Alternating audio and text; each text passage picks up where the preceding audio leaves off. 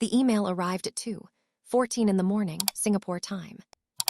I was still at my desk, finishing a quarterly report, the city glittering 40 floors below me like something that didn't quite believe in sleep. I almost didn't open it. The subject line was from my mother's estate attorney, a man named Gerald Foss, whom I had met exactly once, at my mother's funeral, 14 months earlier. The subject line read, "Follow-up, final distribution of estate assets." I opened it. It took me 3 full reads to understand what I was looking at, not because the language was complicated, because what it was describing was not possible. According to Gerald Foss, the estate of my mother, Patricia Ann Mercer, had been fully distributed 8 weeks prior. The primary beneficiary had submitted the required documentation, signed the transfer agreements, and taken possession of all remaining assets, including the family home in Asheville, North Carolina, the investment accounts, and all personal property contents. The primary beneficiary was listed as my sister, Vanessa Mercer Cole. I was listed as having received my share. My share, according to the documents attached to that email, was a check for $4,200 already deposited into a bank account I hadn't touched in 3 years, representing the value of a few pieces of jewelry and some furniture my mother had supposedly designated for me specifically. Our mother's estate was worth just under $900,000. I sat very still for a long time, looking at the Singapore skyline, and I thought about my sister's voice on the phone 6 weeks ago, warm and unhurried, telling me that the estate process was moving slowly, and that Gerald Foss had said these things take time. They hadn't taken time at all. They had taken everything. While I was 40 hours away by plane, working 16-hour days, trusting the people I was supposed to be able to trust. I closed my laptop, I looked at the city, and I started thinking. My name is Megan Mercer. I'm 34 years old. I've spent the last 6 years building a career in international supply chain consulting, which means I have lived out of a suitcase in 7 countries and learned, among other things, how to stay very calm when systems break down in ways that should not be possible. My mother died 14 months ago. Breast cancer, diagnosed late, progressed fast, the kind of timeline that gives you enough warning to say goodbye, but not enough to feel like you had any real time. She was 61. She was the steadiest person I have ever known. My sister Vanessa is 4 years older than me. She lives in Asheville, 10 minutes from the house we grew up in, which she has now apparently made her own. She is charming in the way that people who have spent their whole lives being the favorite child are often charming effortlessly, and without ever having to work for it, because the room was always already arranged in her favor. I was the one who left. That's the family story, the version Vanessa has always told. Megan left. Megan chose her career over the family. Megan wasn't here. What that version leaves out, I was here when it mattered. I flew home 4 times during the 8 months of my mother's illness. I was there the weekend she was diagnosed. I was there for her last 2 weeks. I held her hand the morning she died. But I was in Singapore when the estate was settled. And Vanessa had been very careful to make sure I stayed there until it was done. That was the part I was only beginning to understand, sitting at my desk at 2:14 in the morning, reading an email that told me the inheritance my mother had spent her life building for both of her daughters was gone. Let me tell you about my mother's will, because it matters more than anything else in this story. She had written it herself, with Gerald Foss, 2 months before she died, when she was still clear and deliberate and very much herself. I know this because she called me the day after she signed it and told me exactly what was in it. She was direct about it the way she was direct about everything. 50-50, she said. I've been very clear. Everything splits down the middle. The house, the accounts, all of it. Gerald has the documents. She paused. I want you to know that, Megan. I want you to hear it from me directly. I didn't understand why she felt the need to say it that way until much later. I think, on some level, she knew something I didn't. I think she knew Vanessa. The will I was shown in Gerald Foss's email was not the will my mother had described to me. It was a document I had never seen dated 6 weeks after the date my mother said She'd signed her original will, in which the language around asset distribution had been significantly revised. The new language was vague in the particular way that legal language is sometimes made vague on purpose, referencing primary caretaking contributions and adjustment for ongoing property maintenance responsibilities, in a way that Gerald Foss had apparently interpreted to mean Vanessa received the house and the bulk of the accounts, and I received a jewelry box and $4,000. I want you to notice something about that date, 6 weeks after my mother signed her original will. My mother died 9 weeks after she signed her original will. Someone had made changes in a 3-week window while my mother was on hospice care. That was the moment everything changed. I did not call Vanessa that night. I want you to understand that I did not pick up the phone and confront her, did not send a furious email, did not do any of the things that would have told her what I knew and given her time to prepare. I have done this work long enough to know that the most important thing you can do when you discover a system has been compromised is to not let the person who compromised it know that you know. I went to bed at 4 a.m. I slept for 5 hours. I got up, got dressed, went to work, and submitted my quarterly report on time. And then I called an attorney. Not Gerald Foss. A different attorney, a woman named Claire Huang, who specialized in estate litigation, whose name I found through a colleague who had navigated a similar situation 3 years prior. I called her at 7 in the evening Singapore time, which was 7 in the morning in New York, and she picked up on the second ring. I explained the situation in the same tone I use for work. Precise, chronological, no editorializing. When I finished, Claire was quiet for a moment. Then she said, "Do you have a record of the phone call in which your mother described the original will to you?" I did. My phone logs automatically. The call had lasted 22 minutes. "Do you have any other documentation, emails, texts, anything in which your mother referenced the 50-50 split?" I had 2 texts, and I had something else, something I hadn't thought about in months. "She wrote me a letter," I said. "A physical letter. She sent it to my Singapore address about 6 weeks before she died. It was personal, but she mentioned the will in it. She said she wanted me to know that she'd been fair." Claire said, "Keep that letter, keep everything. Don't contact your sister yet, and get yourself on a flight to Asheville." I booked the ticket that night. I didn't tell Vanessa I was coming. I arrived on a Thursday morning.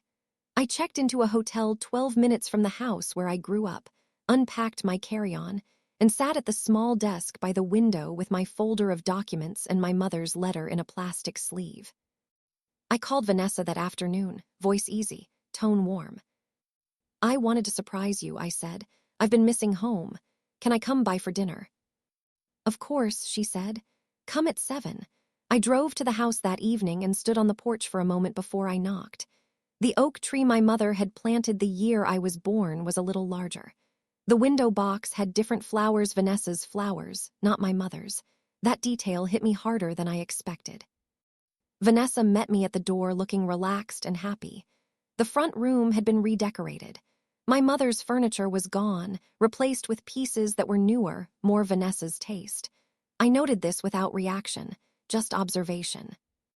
We moved to the kitchen and Vanessa opened a bottle of wine, and that's when I saw it. On the side table near the hallway, half slid under a decorative bowl, as if someone had set it down quickly, was an envelope with Gerald Foss's return address in the upper left corner. I clocked it in under a second, said nothing, kept my face completely neutral. But I noted the date stamp visible on the edge of the envelope. It was recent, 2 weeks ago, which meant Gerald Foss and Vanessa were still in active communication after the distribution had supposedly been finalized. Why would your attorney still be writing to you after the estate was closed? That question sat quietly in the back of my mind through the entire dinner. Vanessa talked easily renovation plans for the house, her husband Derek's new job, a vacation they were planning. She didn't mention the estate directly. She was waiting to see if I would. I didn't. Over dessert, she said. "Have you had a chance to connect with Gerald about the distribution?" "I got his email," I said. "I've been meaning to call him." Her shoulders relaxed almost imperceptibly. I noted that too. It was a complicated process, she said. Mom's wishes were she wanted the house to stay in the family, to be taken care of. Of course, I said. I stayed for 2 hours. I hugged her goodbye. I drove back to my hotel. She had no idea what she'd just confirmed. Tell me where you're watching from because I want you to understand the particular texture of what Vanessa had done. It wasn't impulsive. It was patient. It was planned. And it required the cooperation of at least one other person. Gerald Foss. Claire Huang had been doing research of her own while I was having dinner with my sister. What she found was not good for Gerald Foss's career. Gerald Foss had notarized the revised will. He had also drafted it. He was, in theory, supposed to be representing my mother's interests. Instead, there was a revised document dated during the window when my mother was on hospice and heavily medicated that restructured the entire distribution in Vanessa's favor. Gerald Foss's signature was on every page. What Claire also found, Gerald Foss and Vanessa's husband Derek had been in the same investment group for 6 years. They were not strangers. They were financially entangled in a way that created a profound conflict of interest for an attorney administering an estate. This is not just a family dispute, Claire told me on the phone that night. What you're describing is potential elder financial abuse and attorney misconduct. If the documentation supports what you're telling me, we have grounds for estate fraud and a bar complaint against Foss.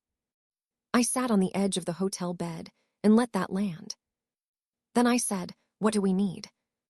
The original will, Claire said, if it exists. Here's the thing about my mother. She was deliberate, organized.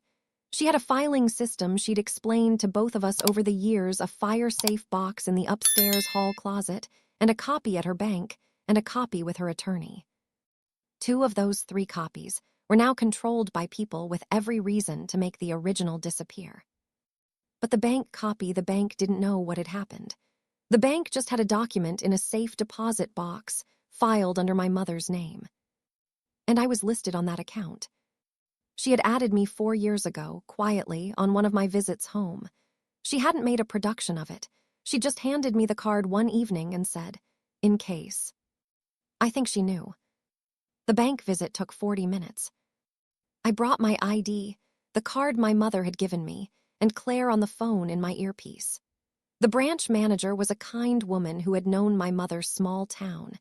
Everyone knew Patricia Mercer, and who expressed her condolences in a way that made my throat tighten unexpectedly. I was brought to the safe deposit room. I opened the box. 2 documents were inside, and the difference between them was visible before I read a single word. The original will, my mother's real will, was clean. Crisp pages, firm ink, her signature at the bottom in the confident, looping cursive she'd had her entire life. The kind of signature that means something. I had brought a printed copy of the revised will from Gerald Foss's email. I held it next to the original and looked at the signature on the revised document, the one dated during hospice, during the heaviest weeks of her medication. The signature was smaller, compressed. The loop in the P of Patricia that my mother had made the same way for 60 years was flattened, hesitant, the handwriting of someone whose hand wasn't fully cooperating. It was still recognizably hers, but just barely. Someone had gotten a signature from a dying woman and built a legal document around it. I photographed every page of the original. I called Claire and described what I was looking at. She told me not to remove it, the box was evidence now. I put the original will back. I locked the box. I thanked the branch manager. I sat in my car in the parking lot, and I did not cry, and I did not call Vanessa, and I did not do anything except sit for a moment with the full weight of what my mother had done years ago, quietly, without explanation, adding my name to an account, handing me a card, saying in case. Have you ever had someone leave you a sign like that? A quiet thing they set in place before they were gone, trusting you to know what to do with it. Leave a comment, I want to hear. I started the car. They had just run out of road. What followed was not fast. I want to be honest about that because stories like this sometimes compress time, in a way that makes things feel easier than they were. It took 4 months. 4 months of legal process, document review, depositions, and the particular grinding patience that estate litigation requires. I extended my leave from work. I lived in a short-term rental in Asheville, my hometown. Now strange to me, my mother's house lit up at night with someone else's lights.